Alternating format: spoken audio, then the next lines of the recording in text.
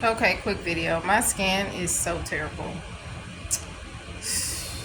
Not having my skincare for since I've been homeless for a year and a half. But anyways, hopefully one day I'll get to that, but a place is more important. I'm really excited. Quick video. I'm really excited to get a bicycle again um, from a Catholic church. My one from the Catholic church at the shelter, the first shelter I went to, no, not the first one, the second one out of three different shelters. One was an emergency shelter during the winter. Um, my bike was slashed, the tires, because I deal with a lot of bullying. And I had a sibling literally say I don't get bullied and stuff. Like, okay. But anyway, I know God knows everything, that I never do anything to no one. I help people, and unfortunately that's why I'm homeless and lost my car. But anyways, and like I would have never became homeless or needed a car to not, to prevent my eviction, which is sealed and has been for a while. Um, if I could go back, I would have went to a Catholic church instead of my immediate family, thinking they would come through for a crisis like an eviction. So that wasn't even the biggest mistake. The biggest mistake was not listening to my elder, my grandmother, of not letting no one borrow my car because I have a disability. I need my car. So I'm really thankful for this church. I just bought a bicycle, another bicycle lock, because the old one on the other bike that got slashed, I'm no longer friends with a female who put her guy friend over me. My stuff came up missing there, and I believe he was the one who got my car towed for expired plates, and it costs $50 daily. So by 15 days it was like already $1,000. So I just turned it over to them. It also didn't work, but of course I was going to get it fixed once I became once I could. But anyways, I paid $5,000 cash. So motel wise, I'm trying to stay afloat. I have one job. It's not really what I want. I'm getting back in my field anyways, but it's close by, so I don't have to worry about Lyft. But I am looking for, and it's a weekly job. It's not many weekly jobs out there. There are, but like most people keep those jobs.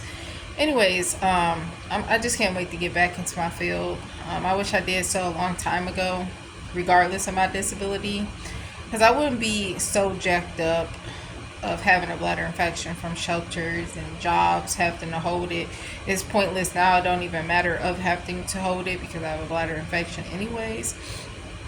But once I'm able to get back in my field, once I get a break, we get PTOs and we get breaks, so I have to wait to the fall to finally take care of the bladder infection from the shelter of 20 girls. Okay, the second shelter would have been in my best interest, and shelters were a nightmare.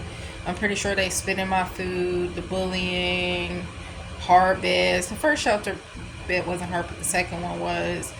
You had lots of meeting, classes, schools. One shelter tried to hold you hostage and not be able to work. It was a nightmare. I can't wait to try to still get my book out there.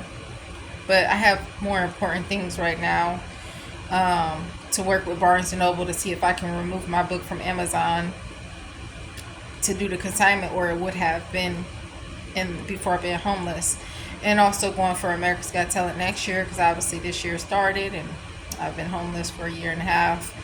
Working on trying to get back into a place before this year ends. It's been very hard paying weekly at a motel, but this one is cheaper after a first month. The first month is high, but after the first month it's cheaper than the other ones. I spent $5,000, same as my car, all cash. So like I said, this is not the time to ever be homeless. I became homeless in 2025 of May 5th. So yeah, I'm really excited about my bike. I advise anybody to, even if you have a car, to ride a bike just for fun. It's very peaceful. You feel like a kid again. Yeah, riding it takes away everything you're dealing with, literally.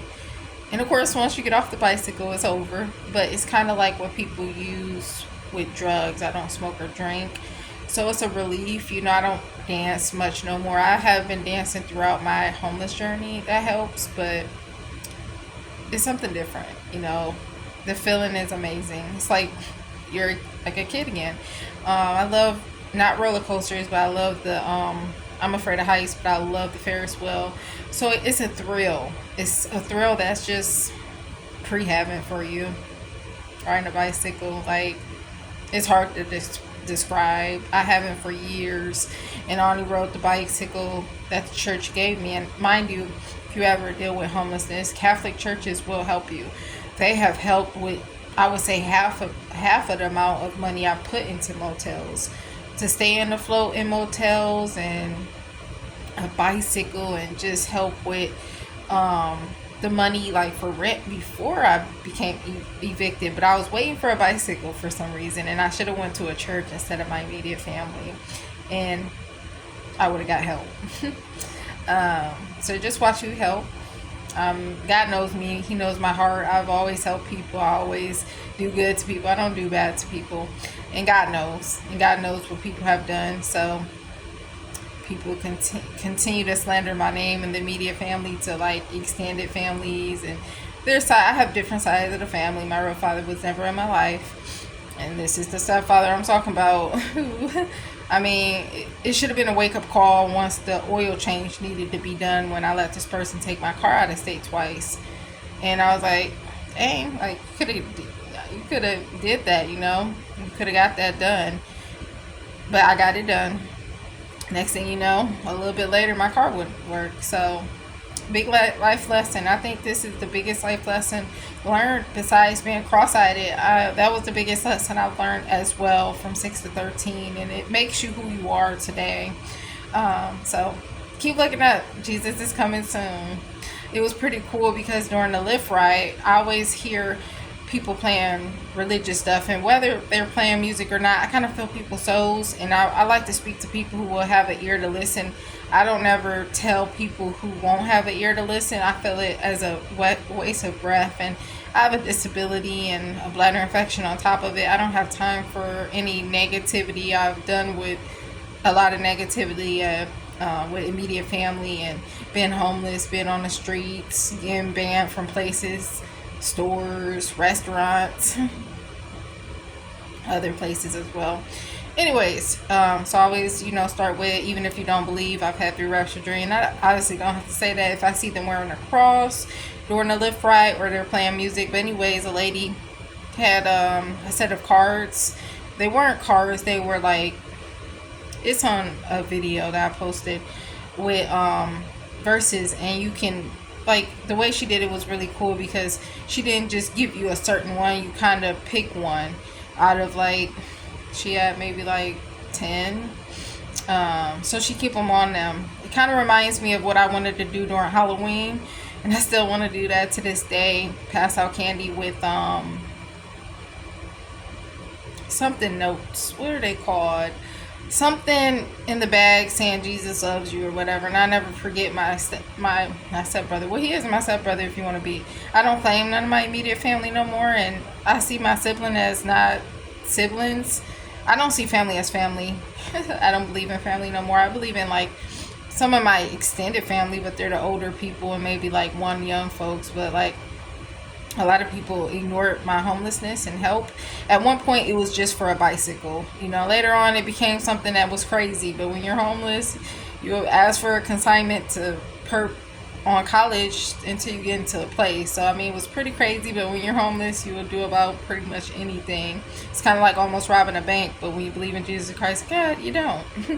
Or selling for sex. I don't know. A lot of people do different things. Not here to judge people.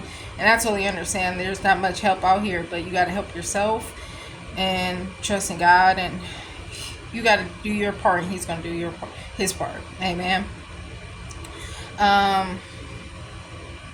What was I talking about? I don't want to do 2 jobs. I want just one job, and I want one job where I can just have an easy access to the bathroom. But it gets to the point where some jobs aren't hiring, so I got to do what I got to do because I'm paying weekly and not monthly. So even though I've been paying in advance because I finally get to save, because this is a cheaper motel after the first month, not the first month, after. So, and then with the emergency housing, I can't wait to write a book, and it will be called, I wouldn't say the title, but it's a good title for it. Obviously, with all, I ain't even finished my third book, children's book, and it was very important. It was Jesus and God. All my books were. But emergency housing, I don't know why stuff exists if it's like Section 8 and you gotta wait years. Same thing with Social Security. So people have to understand with housing, it's not no immediate help. Like I said, if you ever deal with homelessness, no other church will help you except Catholic churches. Now, one Christian church did help me with a gift card, but like in general, there's not much help out there. And there be help out there. Same thing with like YouTube and TikTok. You only will get help from people if you have a big channel. Like, I kid you not, these people are making thousands of dollars doing pranks or, you know, etc., etc. If they gotten any type of, like, anything happen to them, people will help them immediately because of just of who they are and how big their channel is. Whereas if you're homeless and have a small channel, you won't get help. God bless you.